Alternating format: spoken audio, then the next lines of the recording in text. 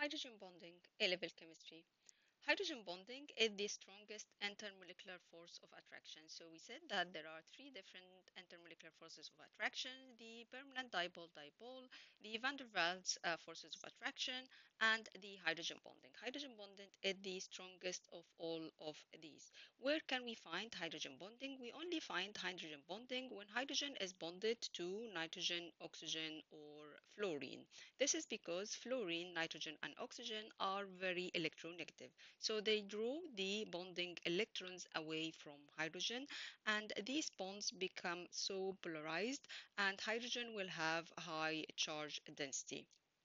So we can see that an example of that is the molecules between the bonding between the hydrogen fluoride molecules, where there will be a hydrogen bond, which is a bond between the partially positive hydrogen atom and the lone pair of electron on the fluorine atom. We can see that also in case of nitrogen and oxygen, because nitrogen and oxygen also have lone pairs of electrons. For example, when we have look at the molecule of ammonia, you can see there is a hydrogen bonding between the partially positive hydrogen atom and the lone pair of electron on the nitrogen.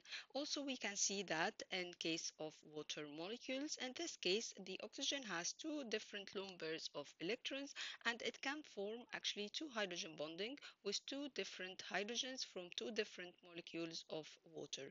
The partially positive atom of the bond between the oxygen and hydrogen can make hydrogen bond with the lone pair of electron on a neighboring oxygen.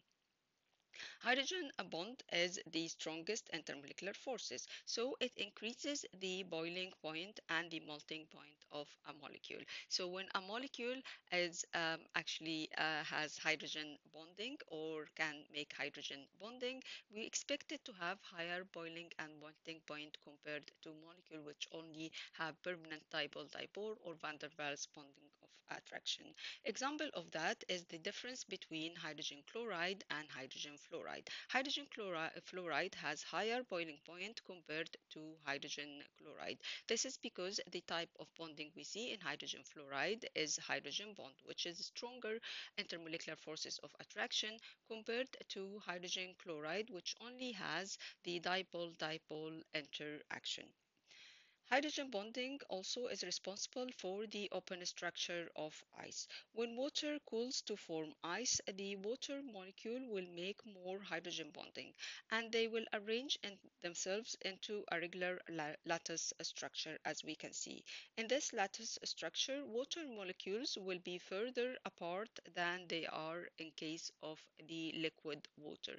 This is why the ice is less dense than liquid water. This is an open structure of ice.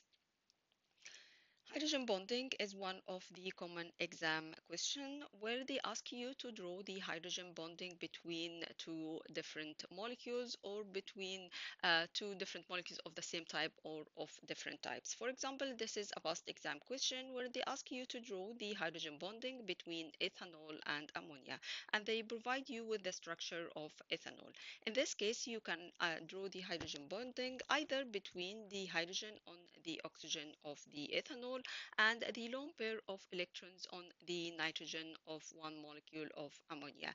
The lone pair of electron can be drawn either as a loop like this or simply as two dots representing the lone pair of electron.